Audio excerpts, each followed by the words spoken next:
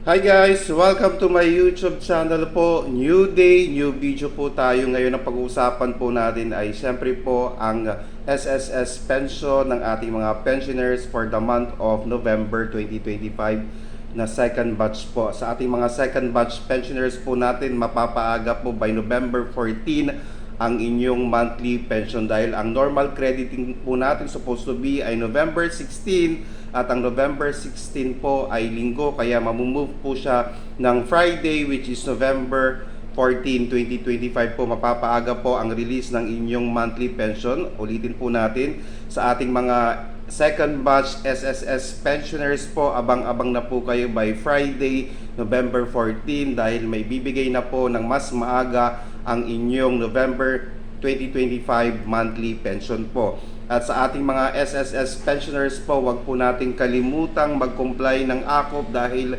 marami po tayong mga subscribers po na mumblema ngayon dahil nga po nasuspend ang kanilang monthly pension dahil sa hindi po nila pag-comply ng AKOP or Annual Confirmation of Pensioners po.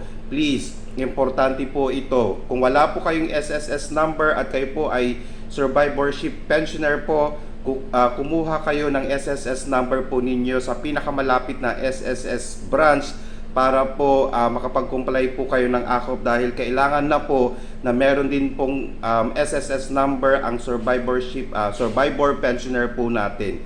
Kaya sana po nakatulong po ako. Please do not forget to subscribe, like, and share para po lagi po kayong updated sa ating mga videos. Maraming salamat po and stay safe.